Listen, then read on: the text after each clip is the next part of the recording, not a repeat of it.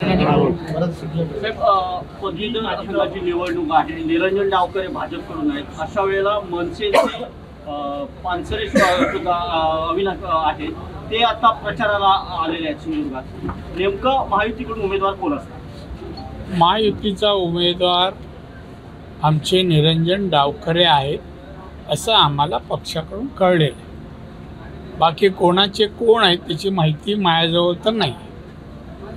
तर दुसरं, आज सगळे एक्झिट पोल आज जे आहे ते संध्याकाळी येणार आहेत. हो, आपण या सगळ्या एक्झिट पोलकडे कसं बघता? कारण काँग्रेसकडून मी एक्झिट पोलकडे पाहतच नाही. का आमच्याहून काय अंदाज? राजकारणात एवढे 50 वर्ष घालवली, आमचा काय अंदाज आहे? आणि आम्ही निवडणूक लढवली आहे, नामदारी नाही, सक्रिय होतो आम्ही. एक्झिट पोलच्या चर्चेत काँग्रेसच्या कुठल्याही नेत्यांनी सहभागी होऊ नये असे काँग्रेसच्या वरिष्ठांकडून आदेश दिले गेले. कारण त्यांना माहिती आहे काँग्रेसची काही सत्ता येत नाही, त्यामुळे सहभागी होत नाही. राहुल गांधीच्या निवडणुकीमध्ये भाषणं बघा, काँग्रेस सत्ता पे आएगी, 1 लाख रुपये हर महिला को देंगे. एवढ्या वर्षात सत्ता होती त्यांची 60-65 वर्ष, तेव्हा दिलं नाही. अब देंगे. आणि आता तर त्यांना कळून चुकलं आहे की ते जवळपास पण नाही. तर तुम्ही मगाशी असं म्हटलात की महायुतीच्या सर्व घटक पक्षांनी सलोख्याने राहिलं पाहिजे. अशा वेळेला छगन भुजबळांची जी विधानं येत आहेत ती महायुतीत कुठेतरी विवाद आहे असं दाखवणारी आहे. विवाद नाही, असे विवादाचा प्रश्न नाही. त्यांनी आपलं मत बोललेत, आमचे वरिष्ठ त्यांच्याशी बोलत आहेत. ते पत्रकारांनी नोंद घ्यावं असं काय नाही, तो आपसातलं आहे. जितेंद्र आव्हाडांना त्यांनी पाठीशी घातलं. त्याचबरोबर काल त्यांनी केंद्र सरकारवर असं म्हटलं की कांद्याच्या विषयात महाराष्ट्राच्या शेतकऱ्यांवर केंद्र सरकारने अन्याय केला आहे.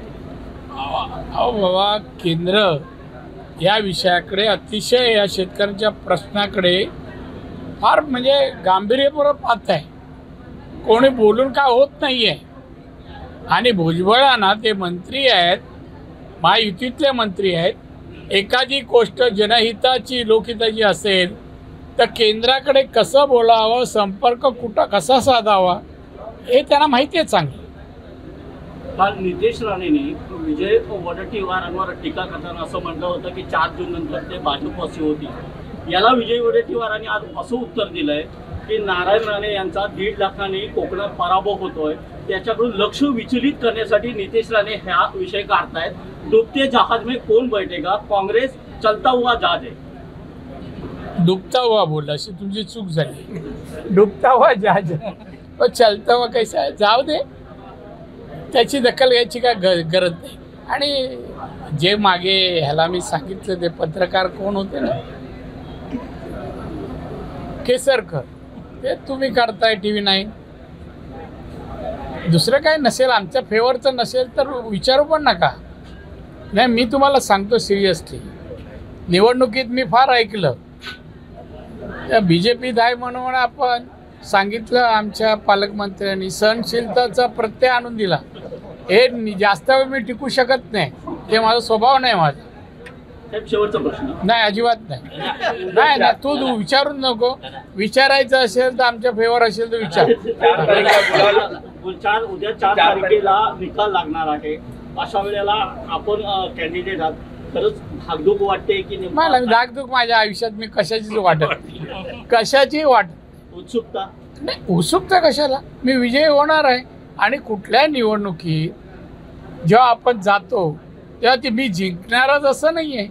पण या निवडणुकीत जे माझ्या कार्यकर्त्यांनी काम केलं आणि ज्या प्रकारे प्रतिसाद लोकांनी दिला आणि भारतीय जनता पक्षाने किंवा RSSच्या कार्यकर्त्यांनी जो योगदान दिलं, मला तर यश 100% आहे. कार्यकर्त्यांनी रॅलीची तयारी केली आहे. हो, गाड्या बिड्या सगळं काही, झेंडे विंडे सगळे तयारी आहे. फक्त पत्रकारांसाठी वेगळी एक गाडी ठेवली. राजकीय अभ्यास म्हणून 48 पैकी किती जागा महाराष्ट्रात होतील? तसं मी अभ्यासक म्हणून असतो तरी मी ना ह्या वेळेला ती आकडेवारी देणं पक्षाला पोषक नाही, महायुतीला नाही. चांगली गोष्ट आहे का आम्ही चांगली लढत दिली, पण आज प्रत्येकाचे वेगवेगळी आकडेवारी आहे. म्हणजे आमच्यामध्ये मतभेद विना दाखवायचे नाही कोणालाही. पण मी काय नो कॉमेंट्स.